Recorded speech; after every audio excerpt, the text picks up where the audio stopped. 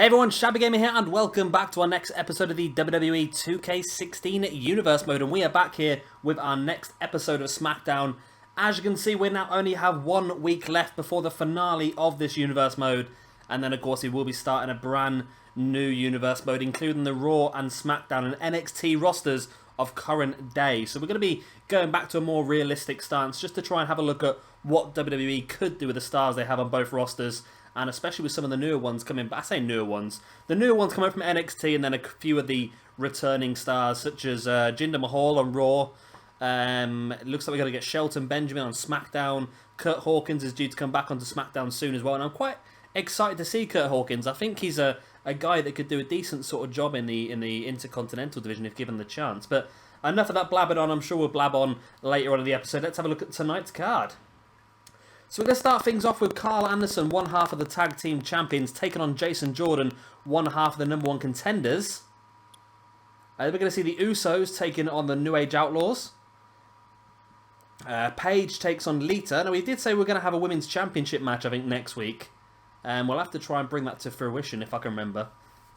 We're not going to get a chance to have a Women's Championship match at the pay-per-view. The pay-per-view, we're going to have, obviously, the 3 rivalry matches, the Rock versus Austin, for the championship, Seth versus AJ Styles for the Intercontinental Championship, and of course we're probably going to have the Tag Team Championship match. We do have one spare match that maybe we'll have a look at, or maybe we can make some sort of inter-promotional match as a send-off like we did on Elimination. We'll have a look at that.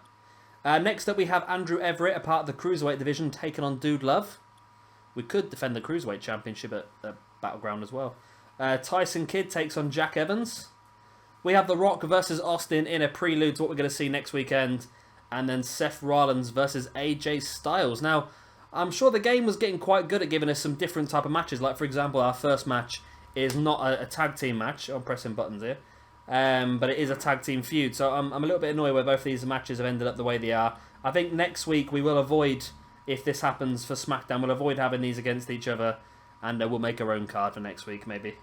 But we are just going to watch the 3 matches on this one. So we're going to skip Usos versus New Age Outlaws, a win for the Usos. We're going to skip Paige versus Lita, and it's a win for Lita. We're going to skip Andrew Everett versus Dude Love, and it's a win for Andrew Everett. Great win for him. And we're going to skip Tyson Kidd versus Jack Evans, and a win for Jack Evans.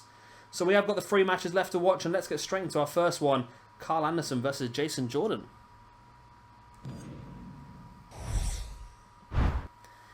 So as I said just a second ago, our first match is going to be Carl Anderson versus Jason Jordan. Carl Anderson, of course, one half of the club, the Tag Team Champions, and Jason Jordan, one half of American Alpha, our number 1 contenders. These 2 teams are going to collide next weekend at Battleground, but which one of these 2 can pick up all the momentum here this evening in this one-on-one match?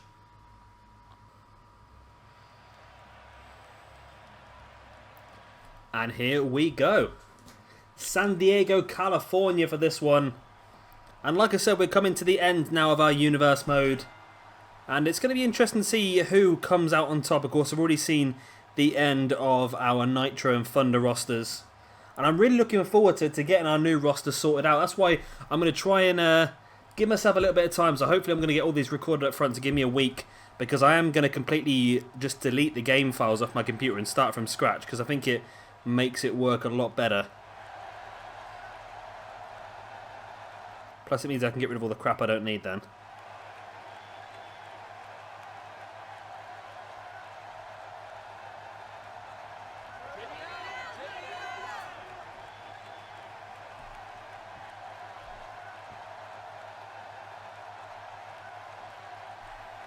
And here comes his opponent.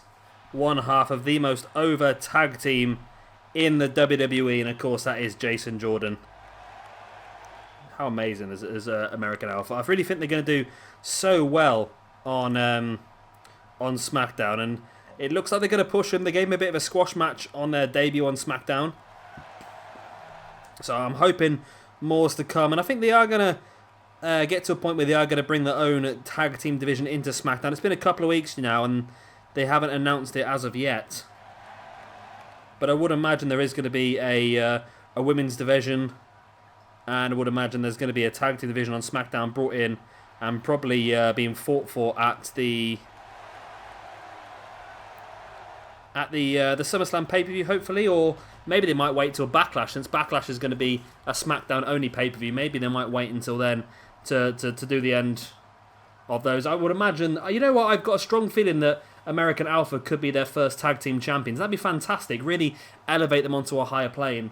Now, I think the big difference, obviously, that the last roster split, I think it went quite well. I liked it, but the main problem they had is that towards the end, they really sort of went all out to put Raw over SmackDown, and every single draft, they slowly took one by one all the big names away from SmackDown and put them onto Raw. So I think the key to this draft split working is keeping the two brands separate and keeping them equal as well. I know Raw has more people on the roster because they've got a longer show. They're going to get a full Cruiserweight division as well soon, Raw, so that'd be interesting. I'm a little bit surprised that Kalisto got drawn to SmackDown, considering the Cruiserweight division is going to be on Raw. That was one thing that did surprise me, that one. Because I would have thought that Kalisto would have been a natural applicant into that Cruiserweight division, but I think they wanted to have a little bit of a... Well, they've got Alberto Del Rio on SmackDown, so they have got some Latin American sort of talent on that show, and it just seems a bit odd that Kalisto is there. I would have thought Kalisto would have been a natural for that Cruiserweight division. Especially, can you imagine Kalisto versus Neville for the Cruiserweight champion? Which, Kalisto versus Neville, little segue, Kalisto versus Neville is the most watched video on my channel. Not quite sure why. Well, I've got some really good random matches there, but Kalisto versus Neville was my biggest viewed video. I think it's got like 16,000 views, so I can't believe I got 16,000 views in one video. That's incredible. Looking forward to seeing 2K17 coming out soon as well. They are, if you haven't seen it already, they are starting to announce some of the names on the roster. I think they said the other day it's going to be every Tuesday. They're going to release some names. I can run through them quickly for you now if you like. I'm sure I can find them for you. I've got my other computer open if you haven't seen them. Jason Jordan now with a pin. 1, 2. It's only a 2 count. So what was the roster? Roster. Nope, 2K17 is what I want. 2K games. Right, so we have got... Who have we got? There we go, roster page. Aiden English, Apollo Crews, Booker T, Brian Pillman, Brie Bella, Brock Lesnar, Chris Jericho, Diego, Eric Rowan, Fernando, Goldberg WCW, Goldberg WWE. Okay. They've cut the picture short. There we go. Can do it properly now. Right. Yeah, Goldberg WCW, Goldberg WWE, Heath Slater, Jey Uso, Jim Neidhart, Jimmy Uso, John Cena, Connor, Larry Zbyszko, Mr. McMahon, Nia Jax, Nikki Bella, Paul Heyman, R-Truth, Sasha Banks, Shane McMahon, Shinsuke Nakamura, Simon Gotch, Stephanie McMahon, The Ultimate Warrior, and Victor. So those are all the ones that are announced at the moment. Based on... These are a bit stupid, really. This is the one that I thought was very interesting. I know I'm going off on a tangent here again. I've ordered the NXT version of the game because I really want to get Shinsuke Nakamura on release day. And on the box art for the NXT version, you have got Alexa Bliss, Asuka, Bayley, Big Cass, Blake, Dana Brooke, Dash Wilder, Enzo Amore, Finn Balor, Jason Jordan, Murphy, Samoa Joe, and Scott Dawson. So I'm going to assume that all those must be on the game. It only makes sense. Why would you put them on the case for the NXT version and not put them on the game? It wouldn't make sense. Unless they're going to do some sort of mass NXT DLC, I would imagine they're going to be on the game from the beginning. And I think a few of them would be amazing. I really want Asuka on the game. That'd be pretty cool. As Carl Anderson taking Jason Jordan up and sits him in that front sit-out Death Valley driver. Now looking to line him up. He likes to utilise that big running knee strike. Is he going to be able to hit it here against Jason Jordan? No. Jordan slaps it away. Gets on the back of Carl Anderson. Drops him in that belly to back slam. Big kick as well. Now rolling Carl Anderson over. Slamming him arm first into the mat.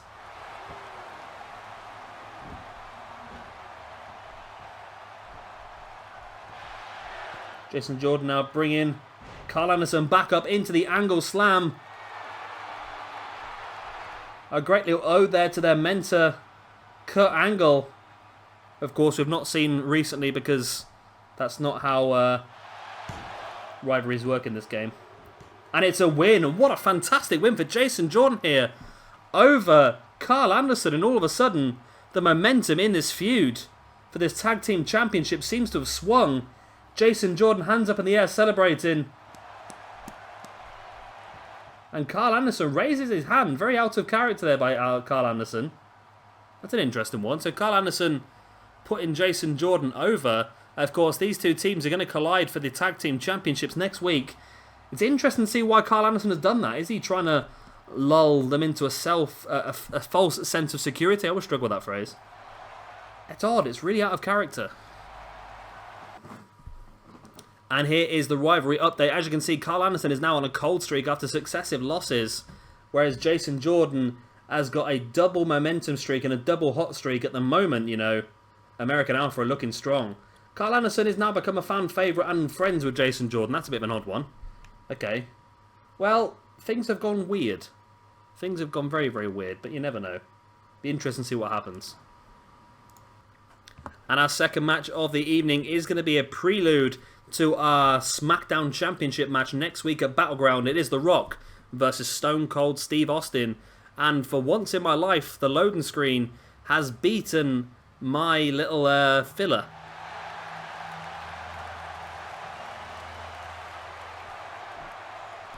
And here comes The Rock with the Smackdown Championship. Will he be holding that championship at the end of this universe mode? Tricky to say, really, isn't it? I'm just looking at screenshots of Brock Lesnar's entrance on 2K16 and 2K17. And I can't see much difference, really.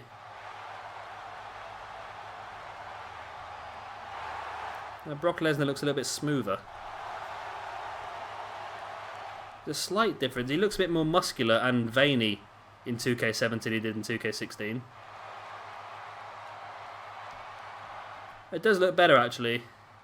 Paul Heyman doesn't look to have changed at all, but Brock Lesnar looks like he has got a better model. His tattoo looks a bit better this year, because on last year's it looks very blunt on the end, whereas this year's it looks a bit more rounded, since it is a sword that goes at the front. Who has that tattoo? I've got some tattoos, but my tattoos are much better than that. That's an awful tattoo.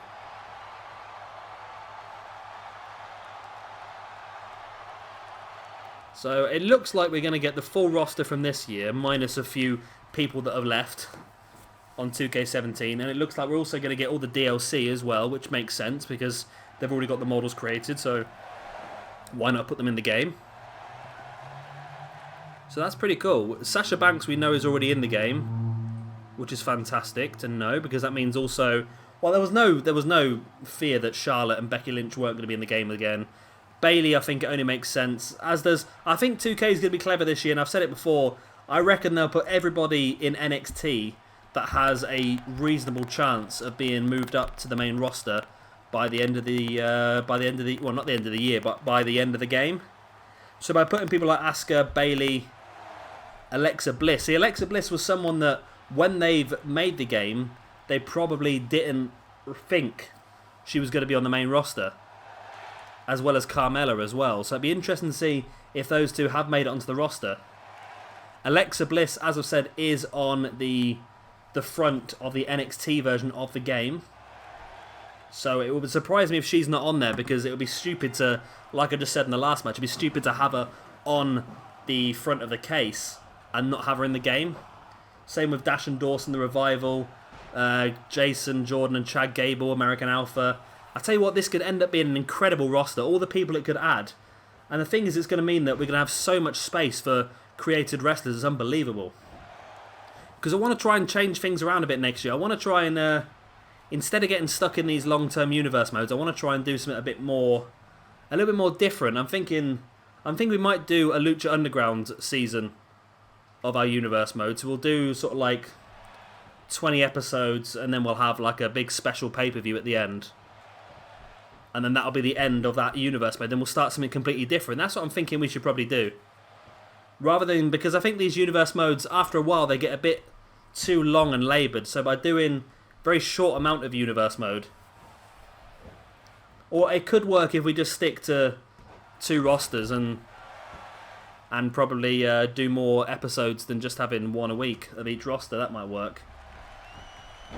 But I think these are just too long and laboured, these universe modes, after a while. I don't know if you guys...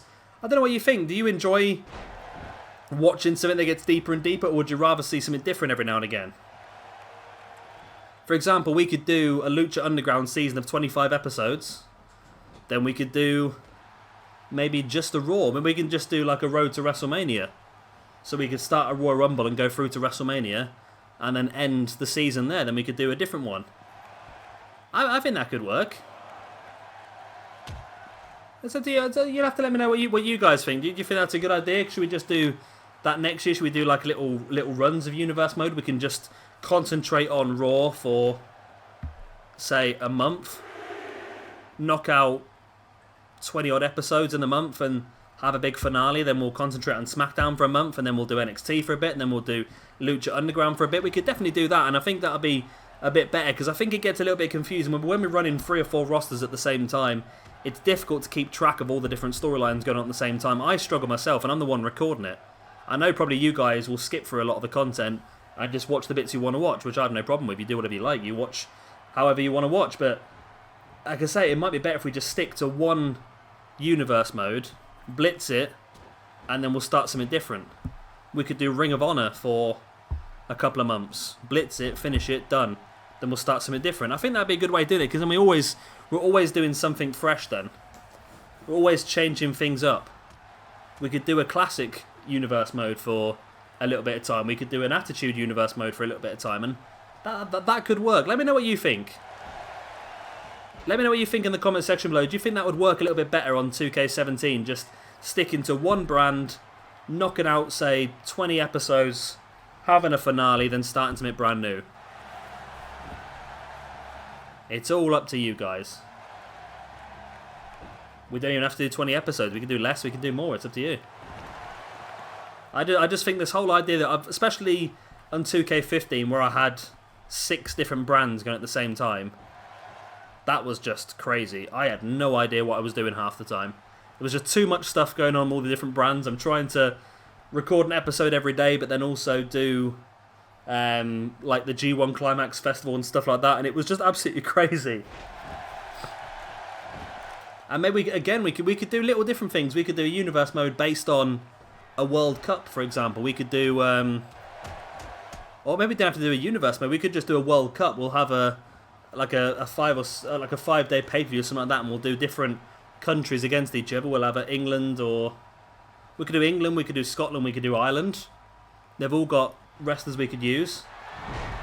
America, Samoa, Canada, Japan, Mexico. Again, there's just so many things we could do. I think locking ourselves into a long-term universe mode on 2K17 could be a bad thing, because it doesn't give us the chance to do all the things we could do. Yeah. Again, let me know what you think in the comment section. I like the idea of a World Cup, actually. It allows us the chance to go a little bit crazy and do things a little bit differently. And then we could go and we could do a Lucha Underground, like I said, for a few weeks. Then we could do Ring of Honor for a few weeks. We could even do CZW for a few weeks, New Japan. We could do WCW. We could do Retro WWE. We could do Attitude Era WWE. We could do Pro Wrestling Guerrilla. We could do anything. So yeah, really, just have a think about it and let me know in the comment section what you would rather see in 2K17. Obviously, we'll start things off probably with a lot of random matches just to get everyone used to how the engine works, how the matches work, and then we'll probably crack into a universe mode pretty quickly in as well. Rock launching Austin up into the air, into a rock bottom, dropping into the pin. And I don't know about you, but arching my neck, that looks like Austin's hands underneath the bottom rope. The referee has blown the whistle. Blown the whistle? Sorry, I'm just thinking the football's on tonight. The referee has rung the bell, and the Rock has won this one, but that looks a little bit dodgy to me, because Austin's hand looked underneath the bottom rope there, and as you see, Rock putting out a hand for a handshake, Austin not impressed and slaps it away, and I sort of understand why. Because for me, that shouldn't have counted. Austin's hand was underneath the rope. The referee should have stopped counting. That was a rope break. And here is the rivalry result. Rising tension. Stone Cold Steve Austin's frustration is growing after losing to The Rock. 2 weeks more to the conclusion of this rivalry. So The Rock has now got a double momentum boost and a hot streak, whereas Austin is now on a cold streak. So really, this feud has just really swung in the way of The Rock. But we've seen in previous episodes on different brands that these status effects, although you think they have a massive impact on the match, sometimes the thing goes completely against what you would think. Right, and here is our main event of the evening. It is going to be a prelude to the Intercontinental Championship match at Battleground. Seth Rollins, the champion, takes on the number 1 contender, AJ Styles, in a non-championship match.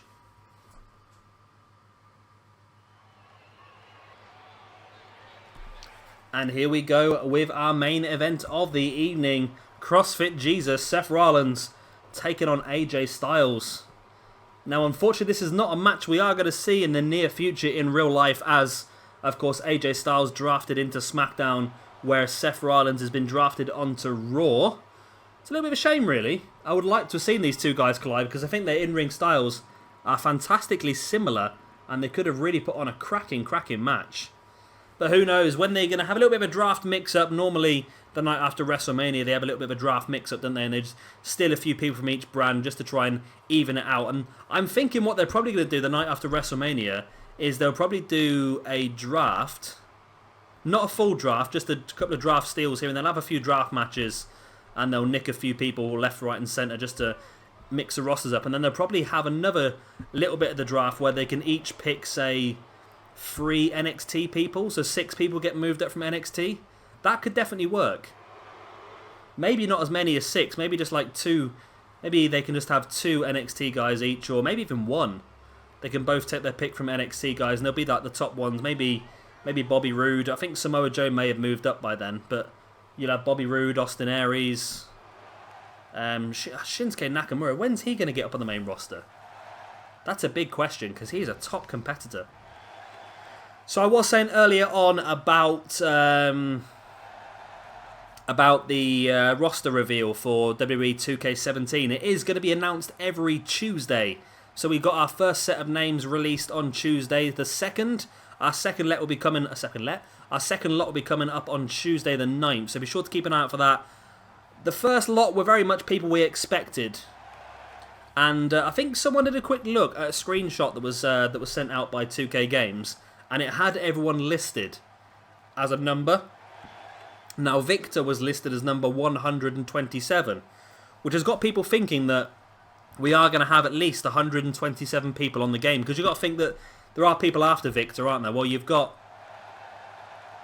W, S, T, U, V, W, X, Y, Z. So, yeah. Sorry, I just forgot the alphabet there for a second. So, X, you've got Xavier Woods. Z, you've got Zack Ryder. So that's 2 names after Victor already. So, I think we're probably looking at 130 plus people on the game this year, which is going to be fantastic. Then we'll have DLC on top of that. So it's going to be a really packed out game. And if they give us another 100 Creative Wrestler slots as well, the sky is going to be the limit for our Universe mode. And well, like I said in the last match, whatever we're going to do with our Universe mode. So it really would make things very interesting for us.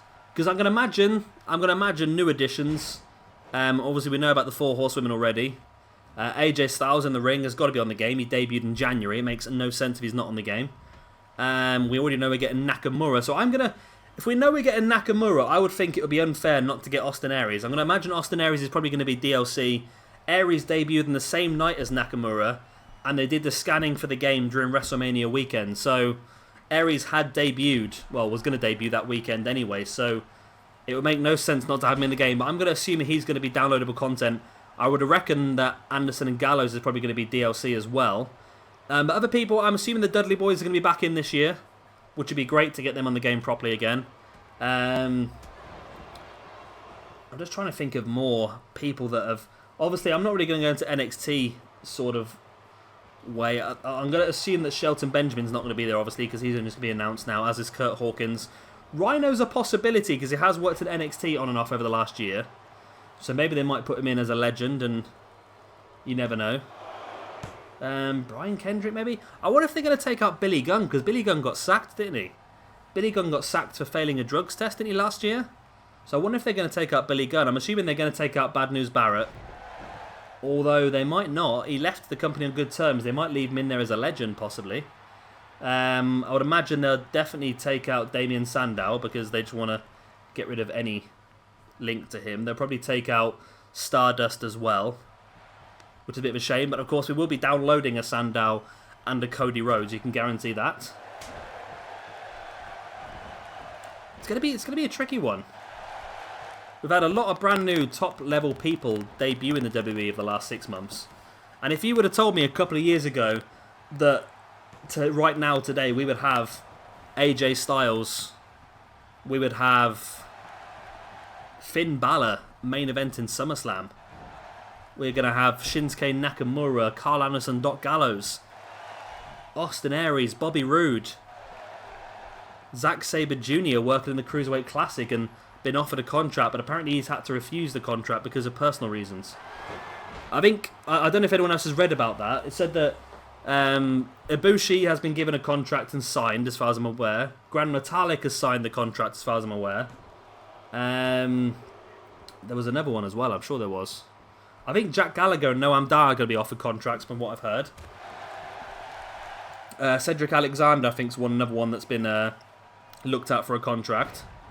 But Zack Sabre Jr., I think they offered him a contract. They're desperate to get hold of him. He said that he couldn't do it for personal reasons. And then he would be able to next year, though. So I'm not quite sure what those personal reasons are. Whether they relate to an ongoing contract with another company or whether they relate to his personal life. Well, I suppose it doesn't really matter either way. If he can't sign, he can't sign. But it means that next year is going to be fantastic when he comes in. Because Ricochet can sign next year as well. Ricochet can sign about sort of February, March time. And we know WWE are interested in Ricochet, so getting both those two in one signing would be incredible. So I've not talked about this event at all that we're actually watching, have we? I've talked about crap the whole way through, but I'm hoping you guys don't mind. I like to go off on these tangents. I don't have a lot of people that I can talk to about wrestling, really, so it gives me a chance to really just get all my thoughts out in the air. And of course, if you guys have any comments on what I am saying, you want to have a conversation about it, then drop it in the comment section. I do reply to the comments. Sometimes it takes me a week or so to do so because sometimes it's difficult with work and that to get the time with making the videos as well, but I will eventually get through them all. Seth now sending Austin Aries, AJ Styles, launches him up into the air. I had a feel, I don't know why, as soon as he came in the ring and launched AJ across, I just had a feeling he was going to launch him up into the pedigree. And I'm a bit confused because I thought I took the pedigree off him and gave him the curb stomp. I've reset the game, haven't I? I reset the game before this universe mode because I'd run out of logo space. So I took the pedigree away and gave him just curb stomps. Ah, that makes sense now then. Seth now stamping on the back of the arm of AJ Styles, brings him back up to his feet. It says a lot about AJ Styles, doesn't it, really, that himself and Gallows and Anderson as well, really, those three guys are probably the only guys to come in and debut straight on the main roster for such a long time. I can't imagine the last time, I can't remember the last time someone did that. Over the last few years, everybody has gone into NXT. Guys, even guys of the level of Nakamura, who is an absolute immense wrestler, one of the top wrestlers in the world, even he has had to drop into NXT before going onto the main roster. So it shows what the thoughts are internally for AJ Styles, Doc Gallows and Carl Anderson. Or maybe that was part of the deal to bring them in, is that they went straight on the main roster and not into NXT.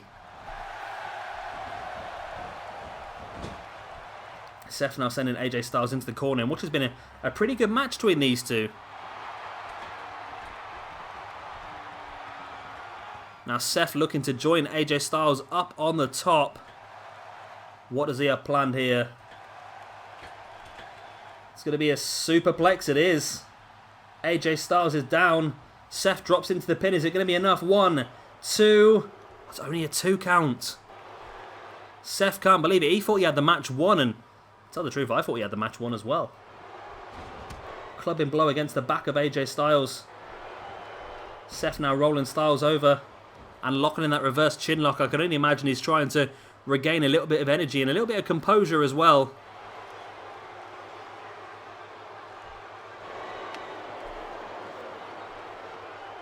You know what? I really like the idea of doing a World Cup. We'll do that in the future, I think. We'll definitely do that in the future.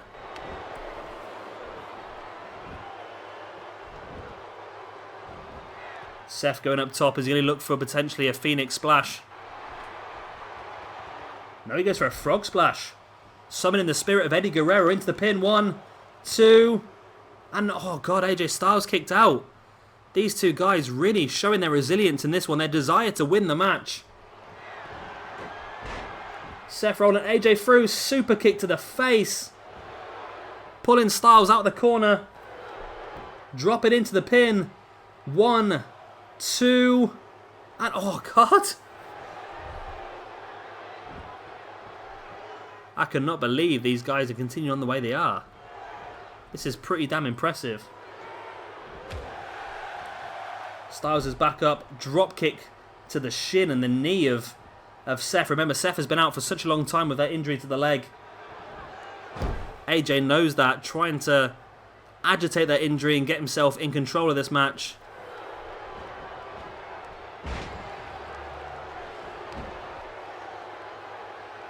AJ now just slowing this one down. Reverse chin lock on Seth Rollins. Seth slowly clambering back up to his feet though. A couple of elbows into the gut of AJ Styles. Seth sending AJ into the corner.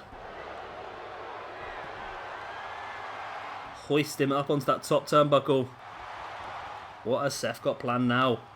We've seen a superplex. It looks like we could see a super backdrop.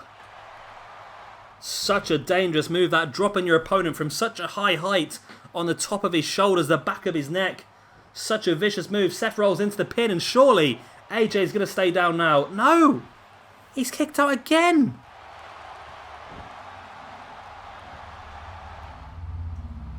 Oh, wow. I'm stunned. I really am. How AJ is continuing on with this, but now Seth. There it is, the Sturb comp. Good old Sturb comp for the pin. I can't even talk now. And there we go. Fresh off the Sturb comp, Seth Rollins gets the win. Wow, this match was pretty intense. I think Seth always looked in control, in fairness.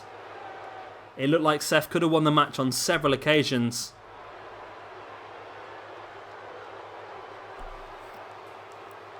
And this is one of them.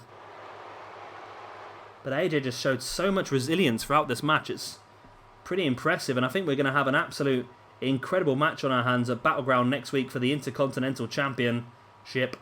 There's the super kick to the face there by Seth Rollins. And you think if that guy with the sign. 2K, please take that guy with the sign away in 2K17.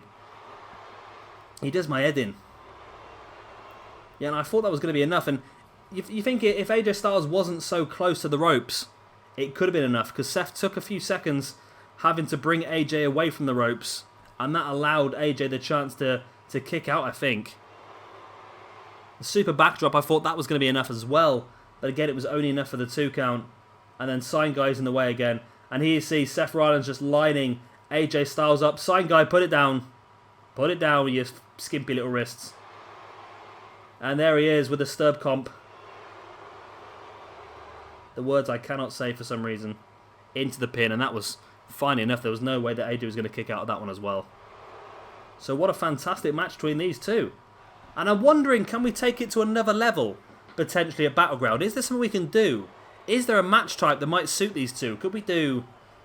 See, TLC on this game is climb the ladder, isn't it? And that doesn't work one-on-one. That always seems to fail. Maybe a tables match between these two would work? Tables match could be quite good between these two. I can imagine some pretty insane stuff going on. I'd love to do a best 2 out of 3 falls table match between these two. That would be fantastic as well. But anyway, I'm going to stop babbling on now because that is the end of this episode. I hope you have enjoyed it. Of course, if you have, then please do hit that like and subscribe button. It really does help me out. Of course, if you are... I've already done that, haven't I? I've already done that. We do have 2 more episodes for you. Well, we have 3 more episodes for you in this universe mode now. We've got our last episode of Raw coming up on Monday. Our last episode of Smackdown coming up next Friday. And then we will have our pay-per-view Battleground on the next Sunday. After that, we will hopefully be starting the very next Monday with the new universe mode. So I'm going to try and get all these recorded up front so there's no gap between the two universe modes, and it gives me a nice week to build the new one, get all the rosters sorted, all the DLC all done. But yeah, that's going to be pretty damn cool. I'm looking forward to starting the new one now. I'm hoping you guys are as well. It was overwhelming in the comments that everyone wanted me to start a new one, so I'm glad we're all on the same page. I've been Shabby Gamer, thank you very much for watching, and I'll see you on Monday for our last episode of... No, I'll see you on Tuesday for our last episode of Tuesday Night Raw.